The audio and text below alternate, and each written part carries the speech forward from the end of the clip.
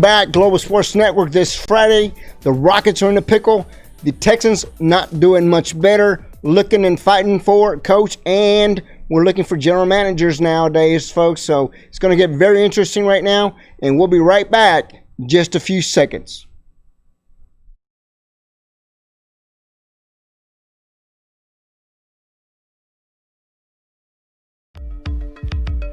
Are you a small business owner concerned about the downturn in the economy? Top business leaders like Mattress Mac and Warren Buffett will tell you that now is the time to promote your business more than ever. People need your services. Your business needs an edge. Learn about special advertising packages for small businesses right here on Edge Radio. Find out more, give us a call at 281-744-0446. That's 281-744-0446. Edge, because truth still matters.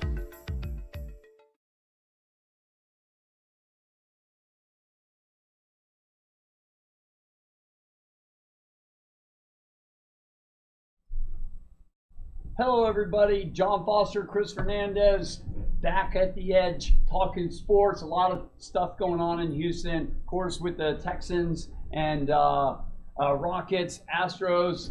Chris, you know, we went from a town that was the best almost on every front to a town that's in shambles on every front. Right, and the right. Texans are ahead of the whole bunch, I think. Right. And what's going on. Right, and what we mean by that, folks, is that, you know, we had all our dominoes set up. Everything was ready, whether it was basketball, football, soccer. Now we're on disarray. We're trying to find and create a team, trying to find and create an Astros team, trying to find and create a Texans team. When we had everything, we had all the chemistry going. We had the players, we had the coaches, and now everything is just up in the air, John, especially with the Texans. And I think we commented about something that you wanted to go on to. The other day, Cal McNair made a statement to John McClain and a big person on the national network news, and it was conflicting stories. And McClain was really upset. Of course, John McClain, the world-renowned John McClain, that speaks mostly for the Texans, but he does it on a national level. Hall of Fame news reporter. Very close to Cal McNair and the family for many, many years, and the old Oilers. So right. He knows his football. Well, we have a general manager. Our coach left. Right. Got rid Bill of O'Brien. Bill O'Brien, B.O.B. But the man that was connected with all the moves that he made, Chris, right. that haven't been good moves, that put us in a bad situation as far as players. The last 3 years, we've lost some of the best players that we have. Right. Chris, and right. It's not good. And now we're left with a shamble of a team that's trying to struggle. They're 2-7. Right, that's correct. They can't find a way to win. They've been in a lot of games that are real close. We got 7 games left. Well, anyhow, the story is, Chris, that Cal McNair, Easterby is our general manager right now. Now, they told John McClain that Easterby is the general manager, and the word was that he is the general manager and in charge until the new general manager is hired. Well, the national media person says that Easterby will be a big part of the team even when the general manager is hired. And that's a problem because right. Easterby is a part of a lot of the moves that Bill O'Brien has made. They were very connected by the hip. Now, you were explaining to me the other day, I said, you can't have this guy around, and you said that there's some legal case.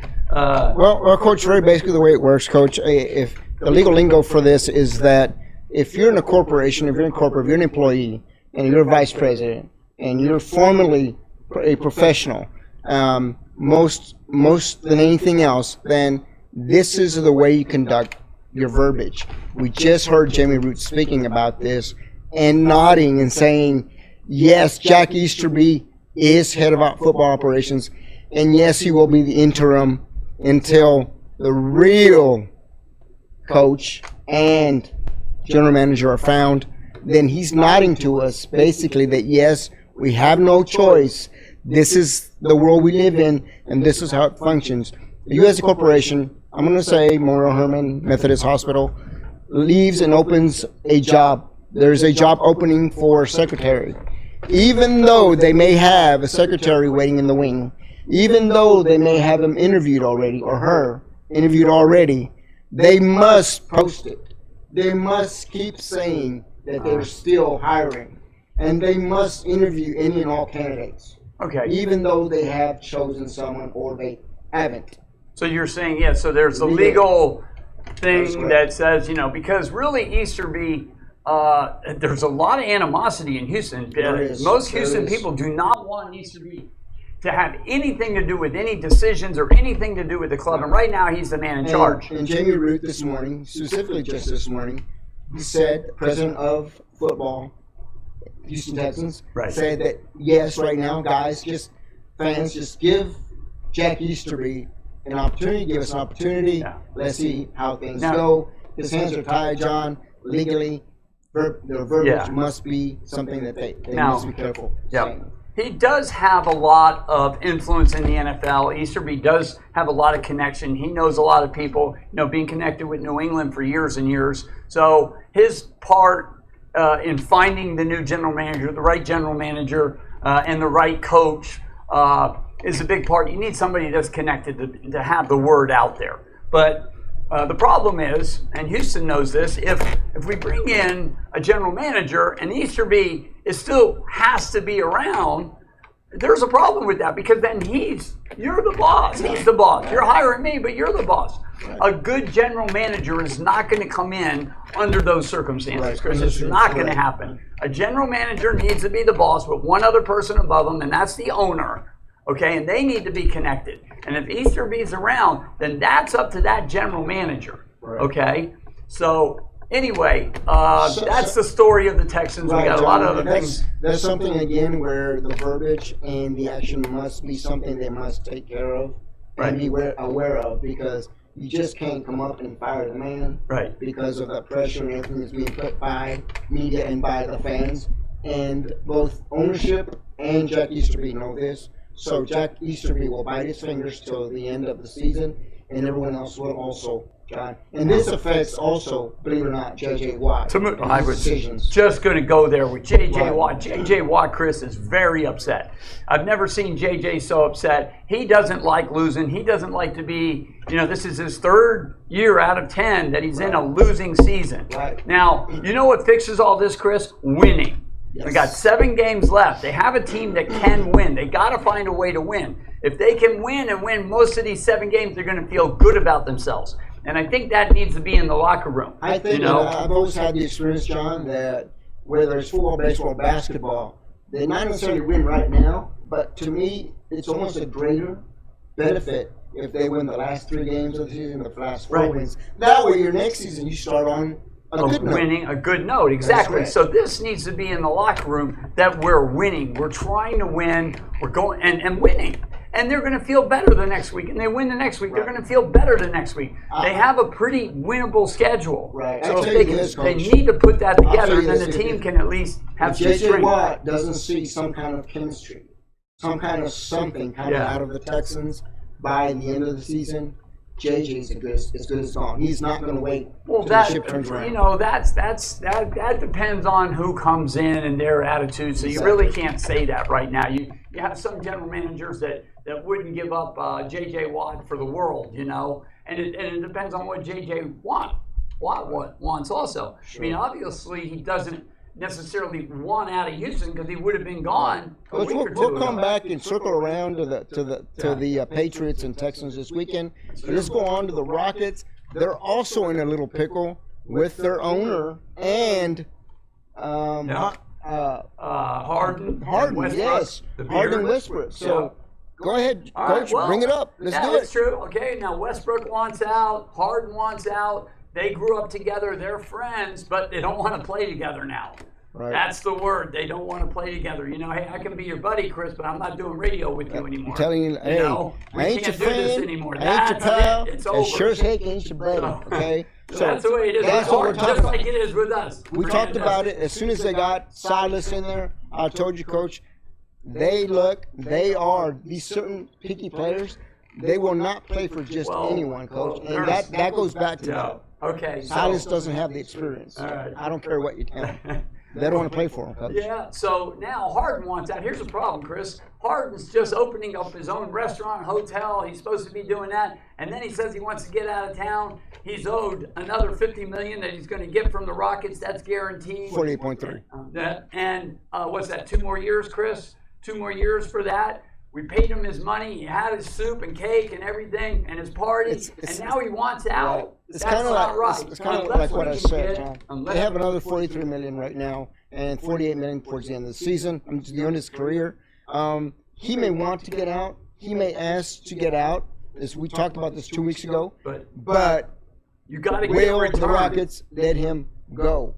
More than likely, they will not, and Fertitta will not. For the as right of- price. What's Right. the right price? You can't Right. give up I an believe he was a- all-star, Hall of Fame inductee, one of the best players in the game, where you can't give him up and get pennies on the dollar like Bill O'Brien did over and over and over. With And I the believe Texans. Fertitta They're had just not offered doing him. that. Fertitta had just offered him an addendum of 140 something million more, which he just turned down, John, a starting amount to keep him here. To keep him. And he also turned that down and said, I don't want to stay here because another issue, which was Fertitta was politically supporting Donald Trump. And that's something that Well, that's something. James Harden. They get into this. That's Yes. ridiculous, Yes. guys. When you start, the owner does this, and I'm not going to play for him. Play ball. That's Right. ridiculous, Chris. You know, but I and hear you. I mean, that's- maybe they're yeah, doing that's- that. It's getting there to where How- nowadays however it might be, politics yeah. and who you play for go together. That Right. shouldn't be.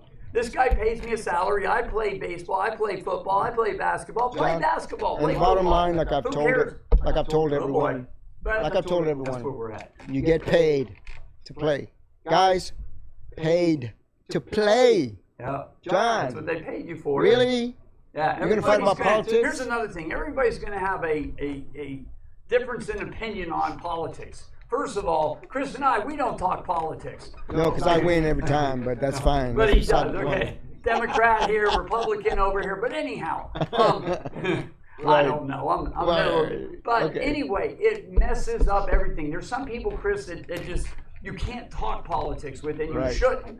I don't do politics. Chris for All my Congress. media, I try not to. No politics, no religion. Not right now. Maybe another day, but not right now. Maybe It's another too show, controversial. Yeah. It's too. If you start mixing those two, you got a big problem. But you gotta, and it shouldn't John, be. hand in hand, But it is. hand in hand, the issue we had earlier this season and Yeah. last year was NBA China, China NBA. Okay. Remember that? NBA is trying to sell to China, trying to say, you know what, if you don't want our this, Crazy. our that, then, I want NBA to leave China. I mean, Right. that's political. That's very apolitical. Yeah. And I'm like, there's no place for that in sports. Yeah. There's no place for politics in sports. Yeah, and of course, Just China's gonna play that card. Yeah, for Right. sure. Just like when So- Donald Trump became president in 2016, 2016, and in 2017, there was no fine band from different countries, different players, Middle Eastern players. There's no room for that, Donald Trump. No. There's no room in sports for politics. You can't do that. That doesn't jive. Yeah. It don't shake.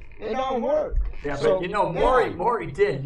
What did he cost? He cost them billions of dollars. The NBA pulling out of China cost the NBA billions of dollars. Cost each team hundreds of millions of dollars, including his boss. Right. Fertitta. And Fertitta right now, with all the restaurants he owns, Chris, And it was a lot of can't afford to decades, be John. losing more money on his There's a lot of team, decades which moving he's into losing money. a lot of decades moving and working into getting Hundreds into of China. millions of dollars, and I'm surprised he wasn't fired then by the NBA, by But if you're everybody. gonna But he's be he's a great guy. If you're going to be You know, politically correct, you need to be politically correct. sorry, not a all the great way guy. He's a great general manager.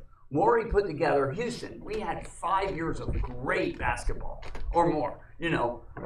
So I mean, we were number 2 or number 1. We're number 3. We weren't outside of that. Now we're hinging on possibly being out of the whole top 8. Right. Remember, Coach, what I told If you the about, moves aren't done right. about the Rockets and Harden. Yeah. They're going to do enough Yeah. to get you excited. Yeah. That's exactly what I told you in 2016. Yeah. But they're not going to win a championship. It's exactly what I told you. You did and say that's that, what Mr. happened. Fernandez. Yes, I sir. think we're going to run out of time here. Before we go on break, catch us when we come back. We're going to be talking tennis, Boxing, Coach. boxing, tennis, and we have Soccer. Soccer in Woohoo. Spanish. En español. All right, we'll be right back. Be right back.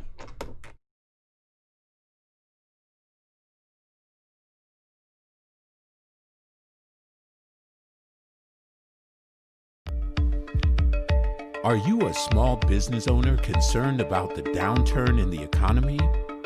Top business leaders like Mattress Mac and Warren Buffett will tell you that now is the time to promote your business more than ever. People need your services. Your business needs an edge. Learn about special advertising packages for small businesses right here on Edge Radio. Find out more, give us a call at 281-744-0446. That's 281-744-0446. Edge, because truth still matters. 5, 4, 3, 2, 1, 0, ignition, liftoff. Don't push me because I'm close to the edge. I'm trying not to lose my head. Hey, this is the Talk About Unity show where I bring the talk, And I bring the unity, and together we talk about unity. Unity is what matters. Come And on. right now in our country, that's what we've got to do. So we do that here at Talk About Unity on the Edge Radio Network. Be with us every week. It's going to be awesome. It always is. And I tell you what, the more we seek first to understand, then be understood, we make progress. And we like to do that. And that's why everybody's on the brink. We love what we do at Edge Radio because everybody's on the edge. We bring them back from the edge and we bring the unity. So we're just glad. Edge Radio Network every Tuesday morning, 10 a.m. Talk About Unity because here at Edge Radio Network, truth still matters.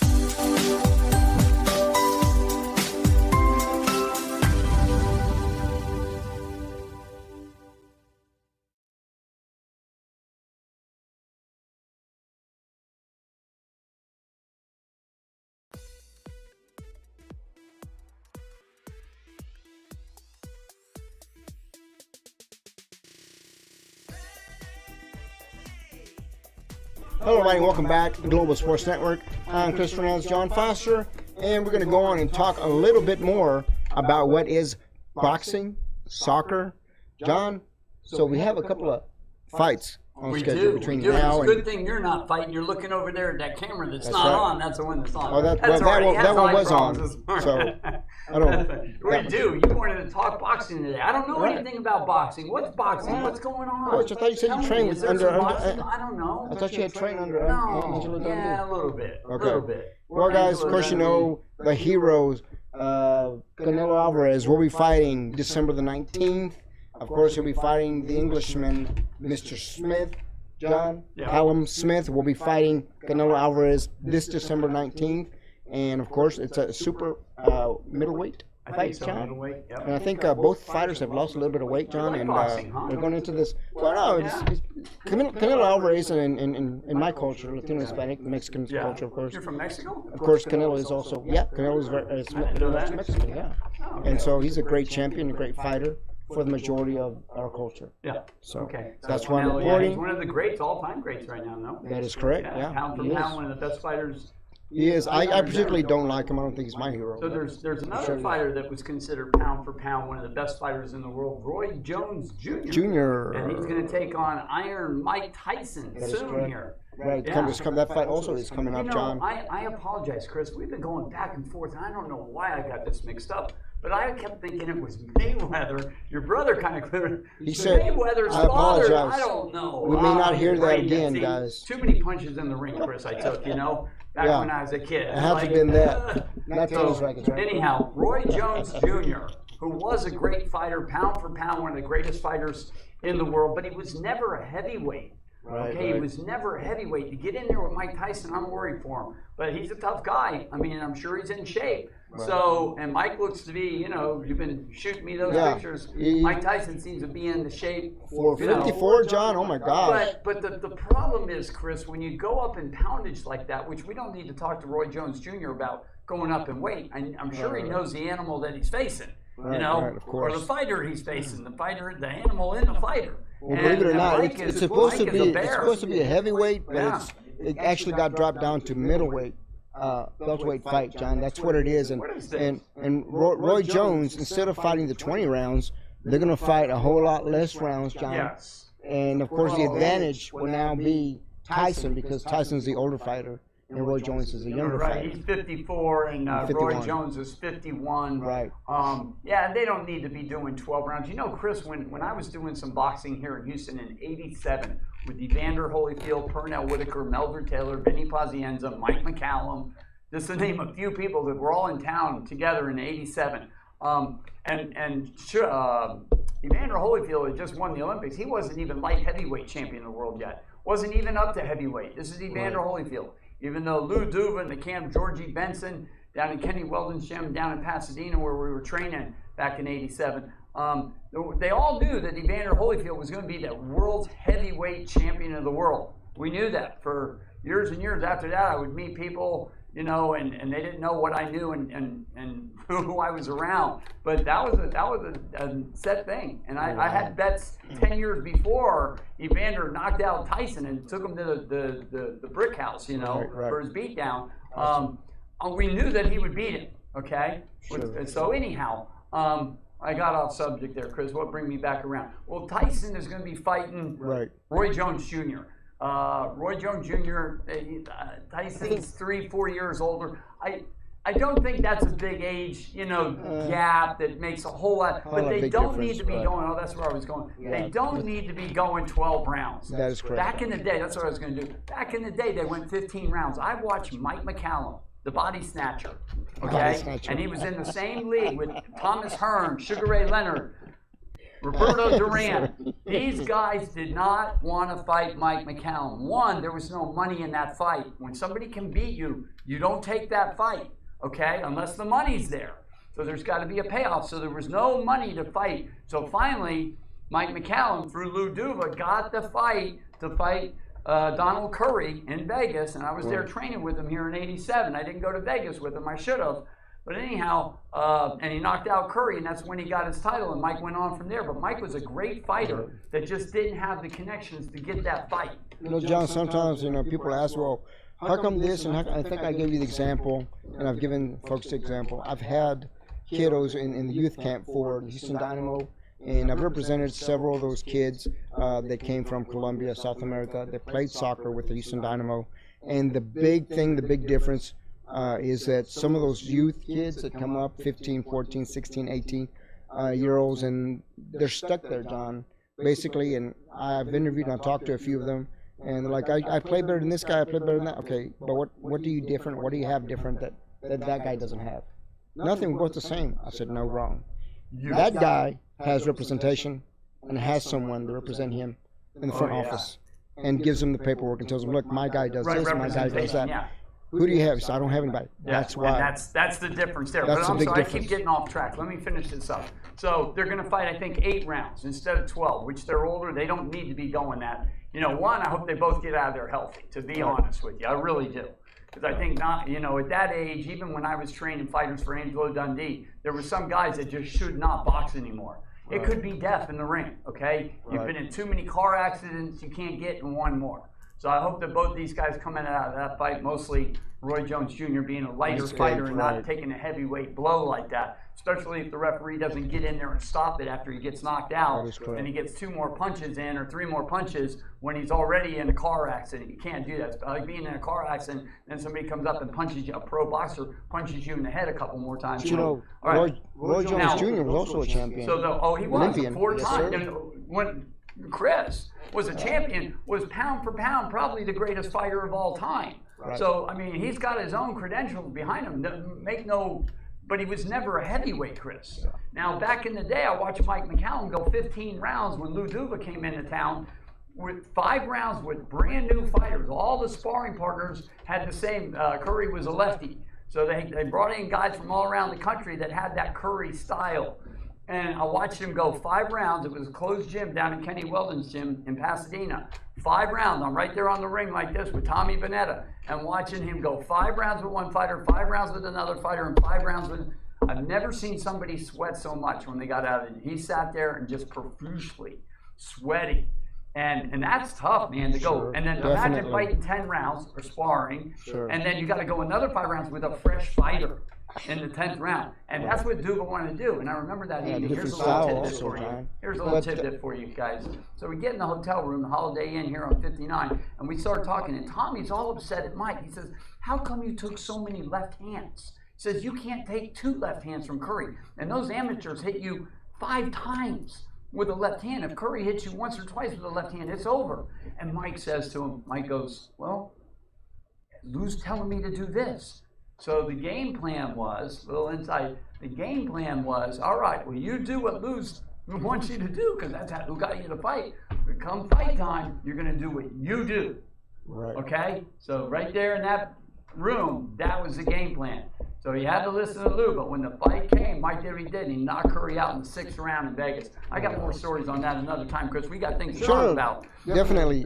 Skipping around and going to something else, John. Yeah. Houston Dynamo this week unveiled their new team logos, along with the Houston Dash, which is the feminine side of the Houston Dynamo, of course, John. And gotta tell you, There's women that play soccer too? What is this? yes, Oh. Dash. I've been at all their Just tryouts. kidding. I've been all the tryouts. I've covered all their tryouts for the Dash. Yeah. Over 200 to 300 women trying out for Yeah. the Houston Dash. It's awesome. They're athletes. Oh man, great. They are athletes. Great Yes, sir. athletes. Yep. Yes, sir. JJ's married to one of them. Yep, she was They shipped exactly. her off, on but the- they lost her. Houston Yeah. lost JJ's wife. Yeah. Well, probably JJ had something to do with that, but very good. She's a very good That's player. Well, yeah, you want. If it was me, I wouldn't want my wife showing the goods and being out there and doing. I don't know. That's just very She's sexist. playing for another perhaps. team, just in another state, Chris. How can you be married to Oh, somebody? okay, that's what it is then. Yeah. But John, going back to the logos, they unveiled the new logos. Did not like the logos. They look too much like the Mets logos with a bunch of lines and very much squared. Yeah. Did not like the new Houston Dynamo logos or the Houston Dash logos. And for the season, Tab Ramos, I think someone had put something on Facebook about, the logos are awesome. I quoted on there, and I just said, look, as far as I'm concerned, professionally, they are the worst. I've seen they're not very good. I think they need to concentrate more on the roster than on their logos. But that's just me. Tab Ramos said this week, we do I have would to think have. so. Tab Ramos said we have to concentrate on the roster and on the team. We need better players. We need 2 forwards, 2 linemen. I thought you And were going to do this in Spanish. no lo puedo hacer en español. Después lo hablo en español. No? Yeah? Yeah. Okay. That was it. Yeah. But Tab Ramos, of course, was also on the U.S. team in '98 in the '90s. Tab Ramos, soccer player. But he spoke and he said that that's what they're looking at. Their record was 4 wins, John, 9 losses, and a handful of ties this season in MLS in a short season That's during rough. during the 2020 season. Correct.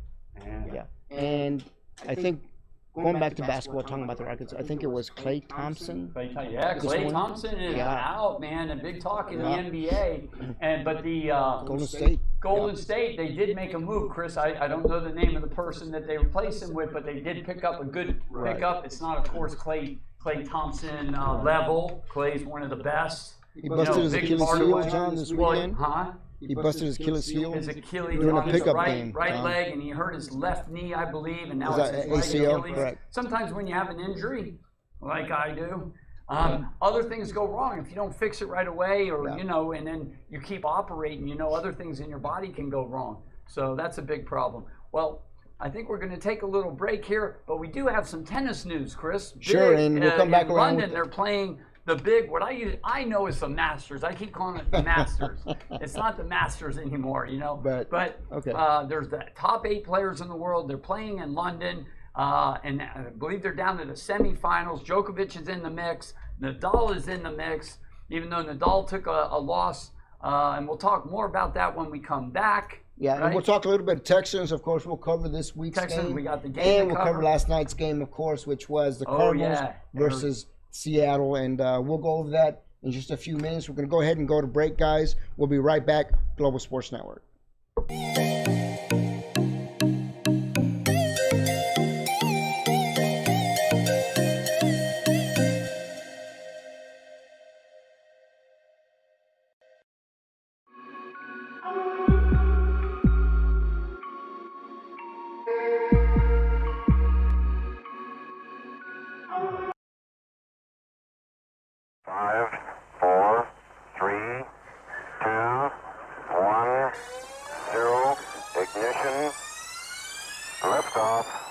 Don't push me because I'm close to the edge. I'm trying not to lose my head.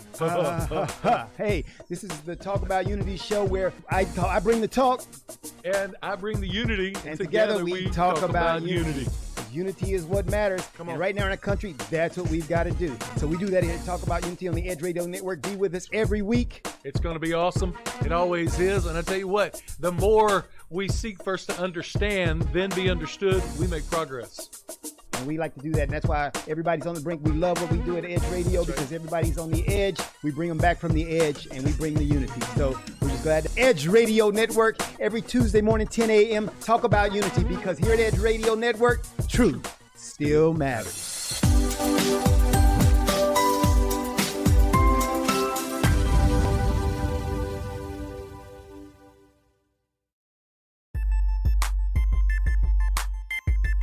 This is former Rocket Robert Reed, This is Mel Jewell of Athletes United. and we want to talk to you of our new program and podcast. We're talking about former athletes who are doing a lot of things in the community. Various athletes in various sports, swimming, track, soccer, football, baseball, you name it. Former and current athletes here in the greater Houston area. All promoting wellness, health, all promoting that which makes us all better. Of Edge Radio, truth still matters.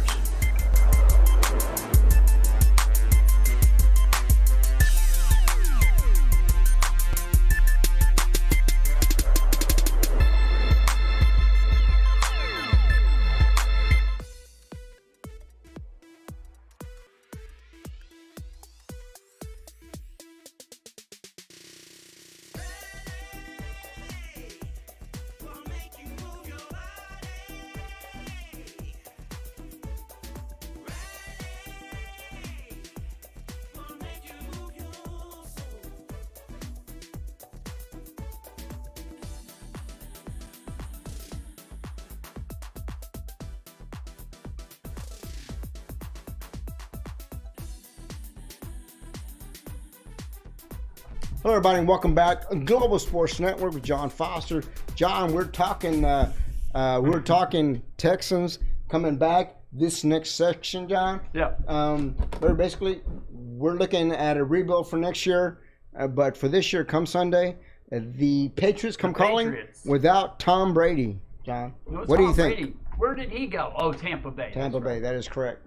Well, anyhow, it looks like the Texans could be in for a long day. The Texans are the worst run defense in the league, or one of the worst, down Right. in the 30s somewhere. Right. And New England is one of the best of the running better ones, offenses. right. One of the better With Cam running offenses. Newton and the whole thing they have going, a good offensive line. right. That's how they're winning right now.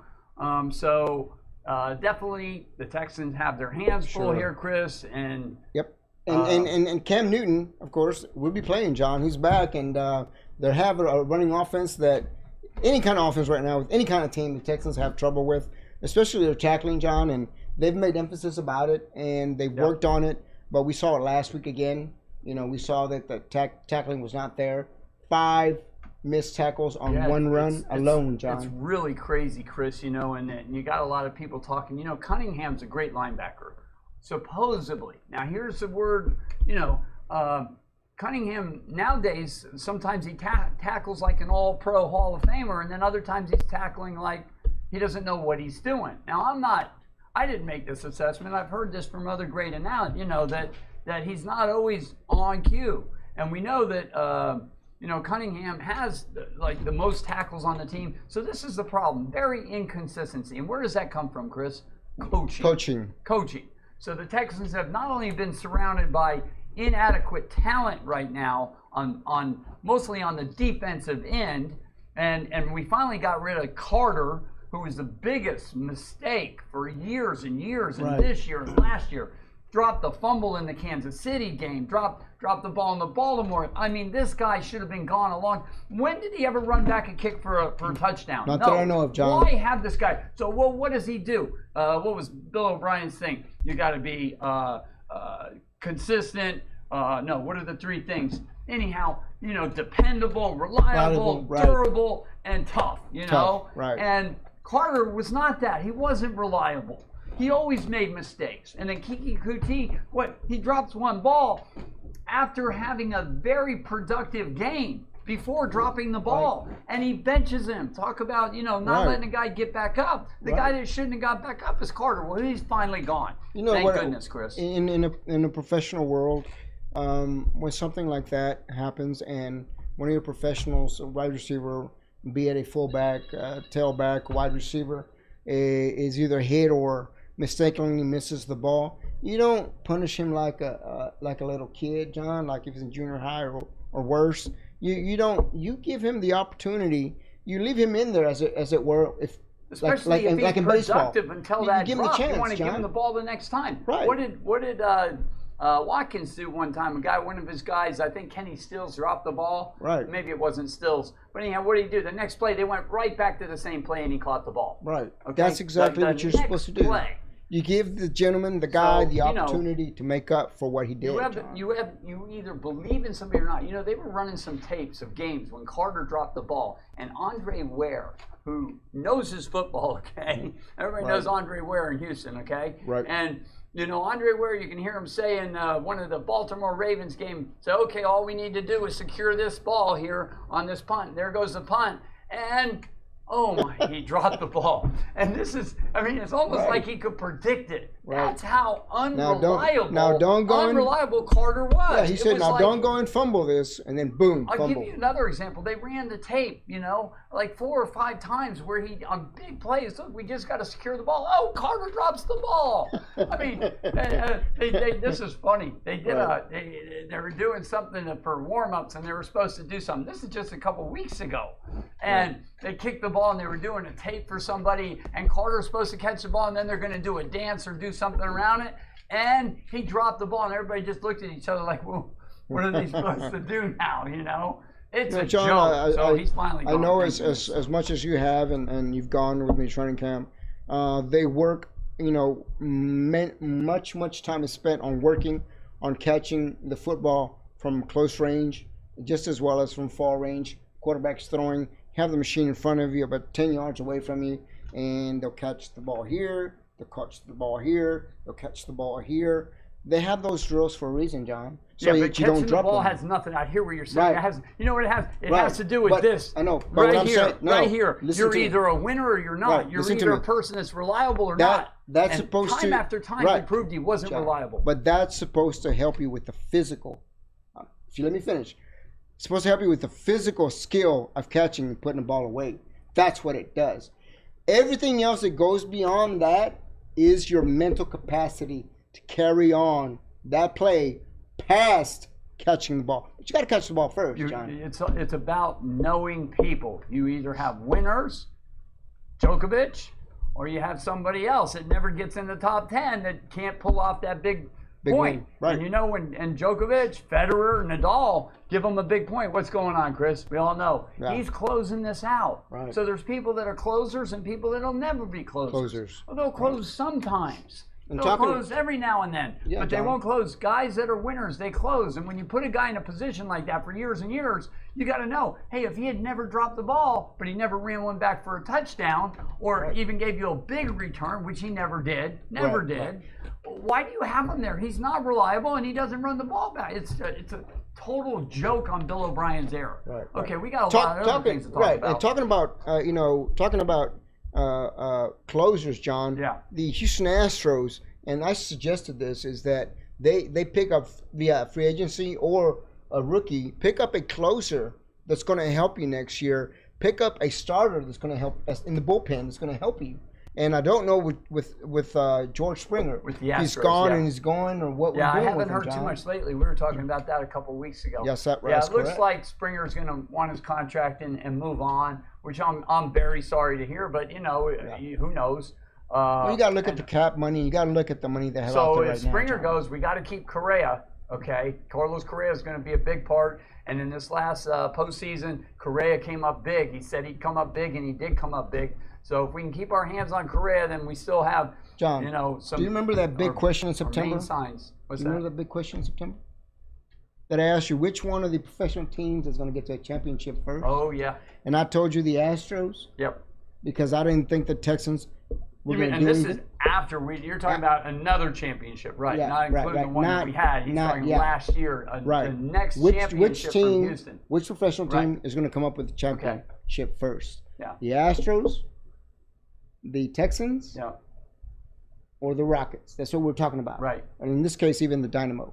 Let's right. put all four of them in there. All four. And I said the Astros. They're the fastest, quickest one we can fix.